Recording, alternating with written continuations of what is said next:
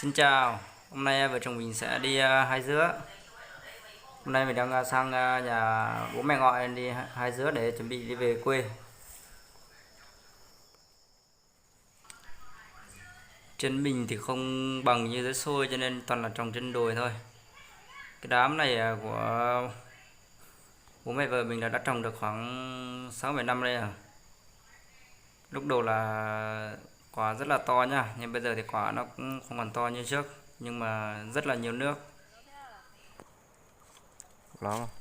Quả trên đây thì không có phun thuốc hóa học các kiểu nha.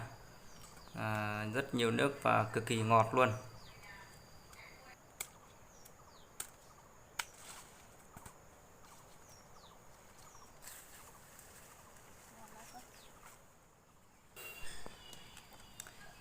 Nhìn như nào mình cũng hơi ngại đã đi vì mấy cái lá của nó là rất là sắt, đi là toàn bị rách da thôi, xước da rách da, với lại phải đi tìm như này là đi hết đám là cũng mất khá là nhiều thời gian.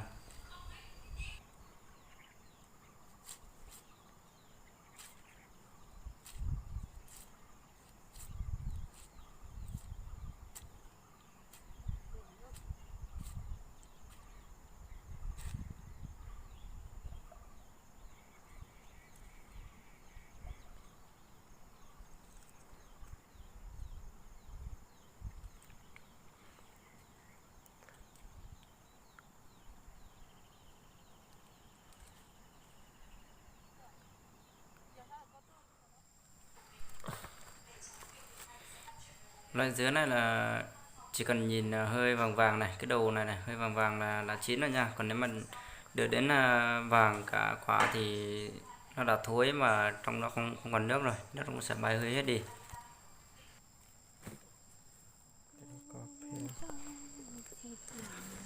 Bây giờ thì ngọt một quả để ăn trước đó, không thể cứng lại được rồi. Ăn xong rồi tí sẽ đi hái một ít để mang về quê làm quà cho bố mẹ ở nhà.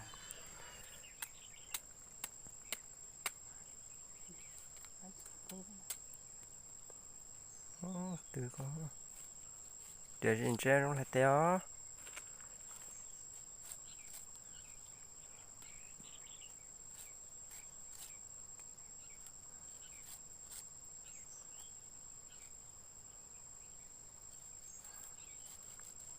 ngọt chứ mà ngọt gớm đấy.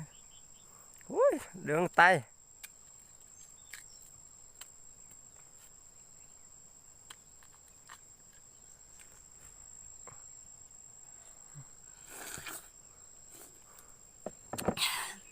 Ngon.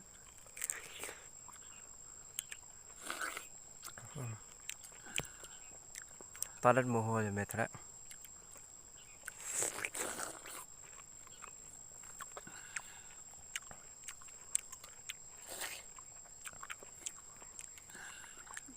Giá này, nước khăn nước ổn ăn thôi nhỉ. Đúng không? Nhiều nước mà. Ngon không? Ngon. Cái này nếu gần đấy nhỉ, bán được đấy nhỉ.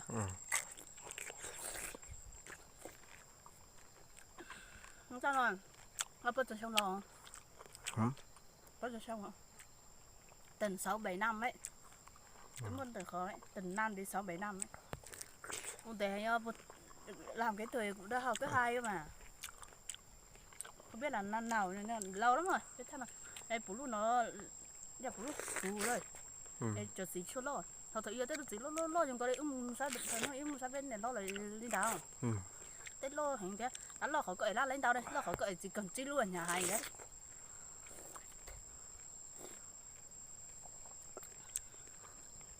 Cái đó nó lúc giờ thì bảo ra lúc tí giờ nó lấy súng con nó nhỉ. Hoặc cá heo tiền lắm không? Ôi mệt quá.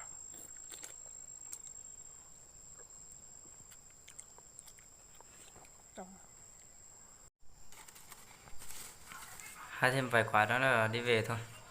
Mặt trời cũng lên cao rồi, bây giờ chưa ăn sáng rồi. Về rồi còn sắp xếp đồ là đi về nhà. Ra đây được hơn 2 ngày hôm nay rồi. Cắt đi. Sao lấy đi nhiều thế? Ở đây dứa rất là ngọt và rất là to, nhưng mà lại rất tiếc là ở đây rất xa cho nên nó không bán được. Đây đất cũng rất là phù hợp với trồng dứa. Nếu mà ở đây mà gần á, thì sẽ bán được rất là nhiều, và khả năng là người dân bà con cũng sẽ chuyển thành trồng cái này nhiều hơn. Nhưng mà trên này thì đường đi lên rất là khó khăn, rất là xa, số cực kỳ luôn, cho nên không thể bán được, mà chỉ trồng cho phục vụ trong gia đình thôi, tự cung tự cấp cho chính bản thân thôi, cho gia đình thôi, còn không bán được ra thị trường.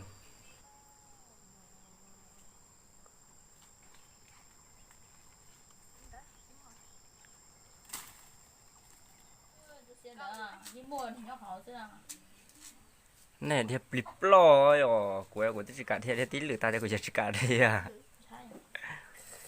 Thì Bây giờ sẽ gọt mấy quả để ăn và cho các bạn xem nha, xem cận cảnh luôn, cực kỳ ngon nha.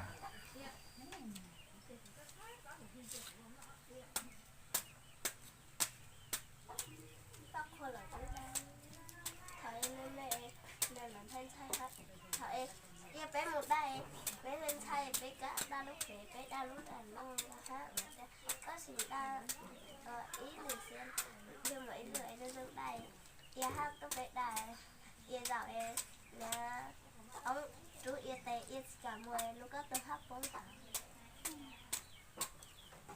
bố là có tầng đó.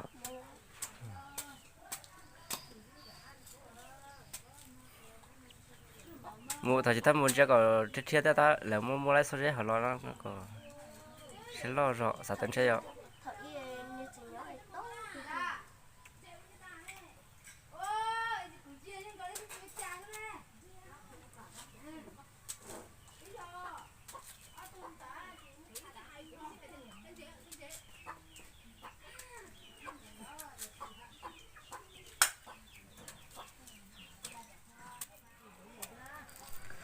Đây nha các bạn nhìn này, màu rất là vàng và rất là nhiều nước nha.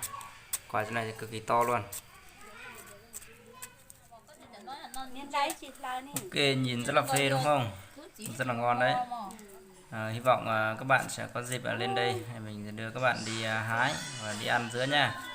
Và bây giờ thì mình xin dừng video ở đây để ăn dứa cùng với gia đình thôi. Xin chào tất cả các bạn.